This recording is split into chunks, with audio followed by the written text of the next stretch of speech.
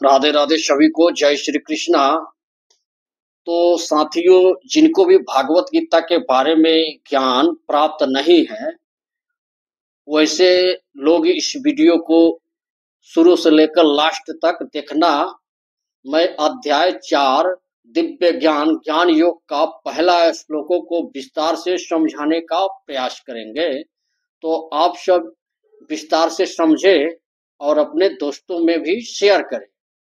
जो हमारे भागवत गीता का ज्ञान है, समाज में हर मनुष्यों के पास जाना चाहिए और हर मनुष्य को सुनना चाहिए ये भागवत गीता। तो शुरू करते हैं अध्याय 4 का पहला श्लोक। श्री भगवान उवाच, श्री भगवान बोल रहे हैं अर्जुन से, इमो विवस्वते योगः प्रक्त्वा नहम अव्ययम विवस्वान मनुवे प्राहु मनुरिक्षक वेश बब्रीता।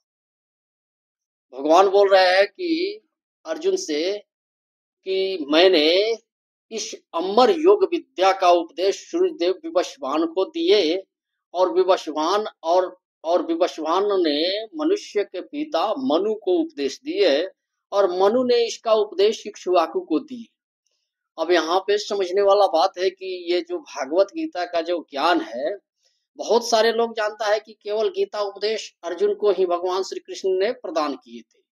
नहीं, अर्जुन को प्रदान नहीं किए थे। अर्जुन से पहले यही ज्ञान भगवत गीता का सूर्यदेव विवस्वान को यानी हमारे भगवान प्रदान किए थे और सूर्यदेव विवस्वान ने वही ज्ञान को मनुष्य के पिता, जैसे मनुष्य का पिता मनु है, मनु को ज्ञान प्रदान किए। कौन? सूर्यदेव विवस्वान। और मनु ने क्या किए? अपने पुत्र, मनु का पुत्र और मनु का शिष्य था, मनु का पुत्र और मनु का शिष्य थे इक्ष्वाकु को प्रदान किए। मनु ने इस अमर योग विद्या का उपदेश इक्ष्वाकु से बोले।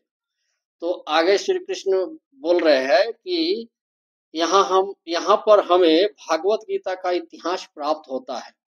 यह अत्यंत प्राचीन बताया गया है, जब इसे सूर्य लोक इत्यादि संपूर्ण लोकों के राजा को प्रदान किया गया था।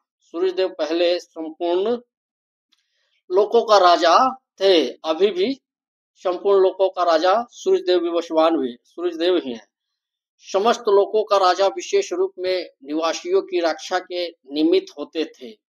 अतः राज्य वर्ग को भागवत गीता का उपदेश, भागवत गीता को समझना चाहिए, जिससे वे नागरिक प्रजा पर शासन कर सके और उन्हें काम रूपी भवबंधन से बचा सके।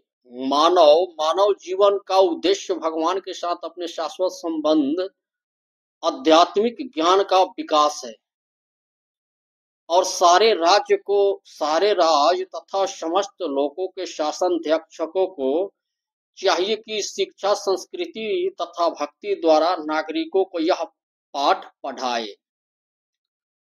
लेकिन आज लोग, कोई नागरिक में भागवत गीता नहीं पढ़ा रहा है, लेकिन इसे हर मनुष्य को, हर घर में, हर नागरिकों को इसे पढ़ना चाहिए और इसे समझना चाहिए। दूसरे शब्दों में, सारे राज्य के शासनाध्यक्ष कृष्ण भावनामृत विद्या का प्रचार करने के लिए होते हैं, जिससे जनता इस महाविद्या का लाभ उठा सके और मनुष्य जीवन के अवसर का लाभ उठाते हुए सफल मार्ग का अनुसरण कर सके।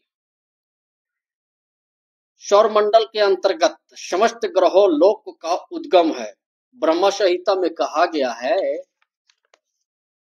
ब्रह्मा जी ने कहा, मैंने उस श्री भगवान गोविंद की पूजा करता हूँ जो आदि पुरुष है और जिनके आदेश से समस्त लोकों का राजा सूर्यदेव प्रभुत्व शक्ति तथा उष्मा धारण करता है। यह सूर्य भगवान के नेत्र तुल्य है। यह सूर्य और चंद्रमा क्या है? भगवान का एक नेत्र के तुल्य है और यह उनकी आज्ञा अनुसार अपनी कक्षा को तय करते हैं। ये जो सूर्य देव और चंद्रमा है, ये भगवान के इशारा पर चलने वाले हैं। यहाँ आगे भगवान आगे बोल रहा है कि सूर्य सभी लोकों का राजा है। सूरज सभी लोकों का राजा है तथा सूरज देव विवस्वान सूरज ग्रह पर शासन करता है, जो ऊष्मा तथा प्रकाश प्रदान करके अन्य समस्त लोकों को अपने नियंत्रण में रखता है। सूर्य कृष्ण के आदेश पर घूमता है और भगवान कृष्ण ने विवस्वान को भागवत गीता का विद्या समझाने के लिए अपना पहला शिष्य चुना था। भगवान श्री कृष्ण ने अपने पहले शिष्य चुने थे विवस्वान को, और पहला शिष्य चुने थे विवस्वान को, और विवस्वान को ही ये पहला ज्ञान दिए थे।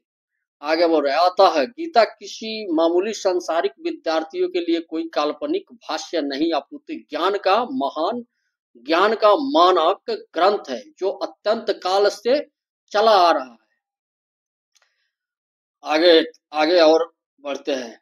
महाभारत में शांति पर्व हमें गीता का इतिहास रूप में प्राप्त होता है। त्रेता युग के आदि में विवस्वान ने परमेश्वर संबंधित इस विज्ञान का उपदेश मनु को दिया। मनुष्य के जनक मनु ने इसे अपने पुत्र इक्ष्वाकु को दिए। मनुष्य के पिता मनु और मनुष्य उपदेश दिए। मनुष्य के जनक मनु और इसे अपने पुत्र इक्ष्वाकु को दिए। इक्ष्वाकु मनु का ही पुत्र है। इक्ष्वाकु इस पृथ्वी का शासक थे और इस रघुकुल के पूर्वज थे जिसमें भगवान श्री राम ने अवतार लिया है। भगवान श्री राम ने रघुकुल में ही अवतार लिया है। उनके पूर्वज थे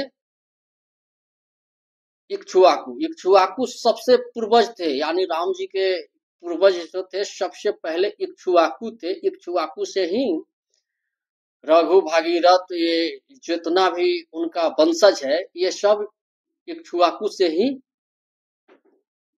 जन्मे हैं। इससे प्रमाणित होता है कि मानव समाज में महाराज इक्ष्वाकु के काल से ही भागवत गीता विद्यमान थी। अभी इस समय कलयुग की आयु 5000 वर्ष व्यतीत हुए हैं। इसके पूर्व, जबकि इसका आयु लगभग 4,32,000 वर्ष बताया गया है। 4,32,000 वर्ष यानी कलयुग की आयु है, अभी 5,000 वर्ष व्यतीत हुआ है। इसके पहले द्वापर युग था। द्वापर युग की आयु लगभग 8 लाख वर्ष, और उसके पहले त्रेता युग की आयु 12 लाख वर्ष था। इस प्रकार लगभग 20,05,000 वर्ष पहले मनु ने अपने शिष्य तथा अपने पुत्र इक्ष्वाकु से कहे, ये जो इस पृथ्वी का राजा थे। श्रीमद् भागवत गीता कहीं वर्तमान मनु की आयु लगभग 30 करोड़ 53 लाख वर्ष अनुमानित की जाती है। किनकी आयु? वर्तमान मनु की आयु उनका आयु 30 करोड़ 53 लाख वर्ष की जाती है, जिसमें से 12 करोड़ लाख वर्ष व्यतीत हो चुके हैं। मनु के जन्म के पहले भगवान ने अपने शिष्य सूर्यदेव विवस्वान को गीता सुनाई।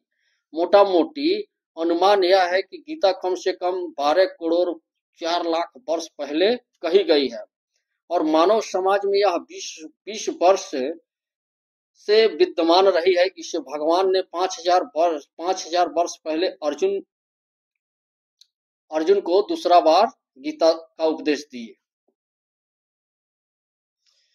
गीता जी के अनुसार ही तथा इसके वक्ता भगवान श्री कृष्ण के कथनानुसार यह गीता के इतिहास का मोटा मोटी अनुमान है कि सूर्यदेव विवस्वान को इसलिए गीता सुनाई गई क्योंकि वह क्षत्रिय था। सूर्यदेव विवस्वान को इसलिए गीता सुनाई गई कि वह क्षत्रिय था, और उन समस्त क्षत्रियों का जनक है जो सूर्यवंशी है। क्योंकि भागवत गीता वेदों के ही समान है, क्योंकि इसे भगवान ने कहा था, अतः यह ज्ञान अपौरुष्य अपौरुषीय है, क्योंकि वैदिक आदेशों को यथारूप में बिना किसी मानवीय विवेचना से स्वीकार किया जाता है। फलतः गीता को भी किसी सांसारिक विवेचना से बिना स्वीकार किया जाना चाहिए। सांसारिक तार्किक का जन्म अपनी अपनी विधि से गीता के विषय में चिंतन कर सकते हैं, किंतु यह यथारूप भागवत गीता नहीं है। अतः भागवत गीता को गुरु परंपरा से यथारूप में ग्रहण करना चाहिए।